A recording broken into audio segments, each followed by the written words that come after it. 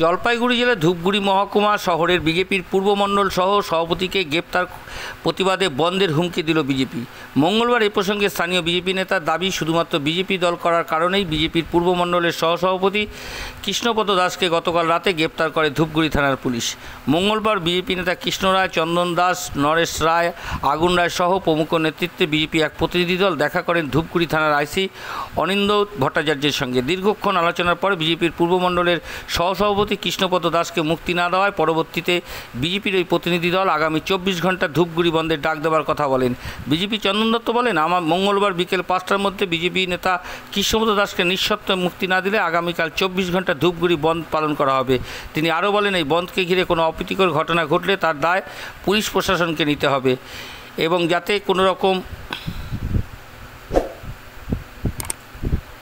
তিনি আরও বলেন, বন্ধকে ঘিরে কোনো অপ্রীতিকর ঘটনা ঘটলে তার দায় পুলিশ প্রশাসনকে নিতে হবে বলে তিনি জানান। পুলিশ সূত্রে জানা গেছে জিজ্ঞাসাবাদের জন্য একজনকে থানায় তুলে আনা হয়েছে। 24 ঘন্টা ইন্ডিয়া টিভির প্রতিনিধির বিশেষ প্রতিবেদন।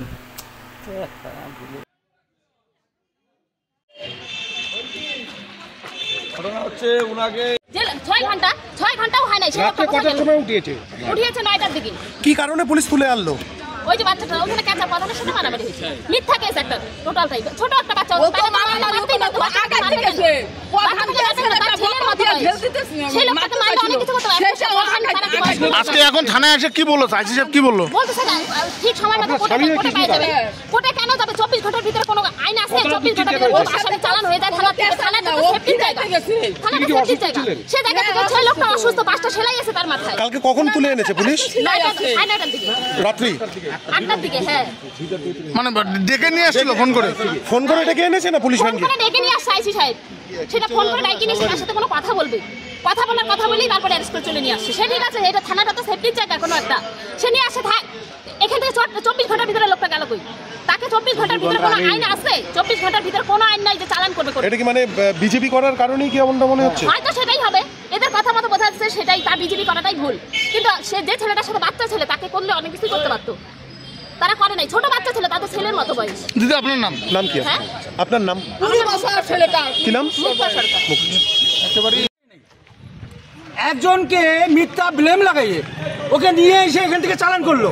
এটা সম্পূর্ণ মিথ্যা তাকে কেসে সাজানো আর মিথ্যাভাবে তাকে এখান থেকে পাঠানো হচ্ছে।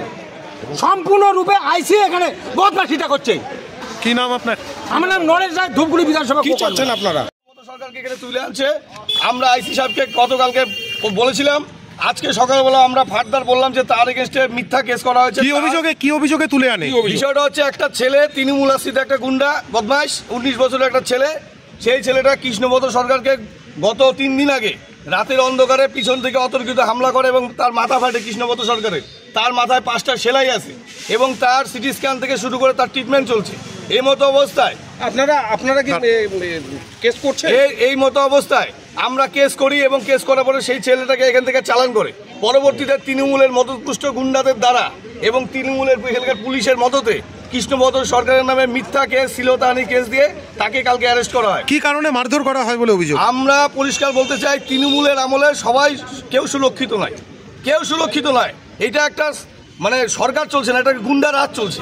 এই গুন্ডা রাজ দমন করার জন্য আমরা আজকে আইসি সাহেবকে বললাম, যদি কৃষ্ণপদ সরকারের যদি বিকাল 5টার মধ্যে কৃষ্ণপদ সরকার এই মামলা থেকে অব্যাহতি না পায়, আগামীকালকে ধূপগুড়ি বিধানসভায় ধূপগুড়িতে আগামীকালকে বিজেপি স্ট্রাইক হবে। এবং শান্তি শৃঙ্খলা যদি কোথাও বিঘ্নিত হয় তার পুরোপুরি দায়ী এই আইসি থেকে শুরু করে যারা আছে তৃণমূলের দলদাস পুলিশ প্রত্যেকের উপর বর্তাবে।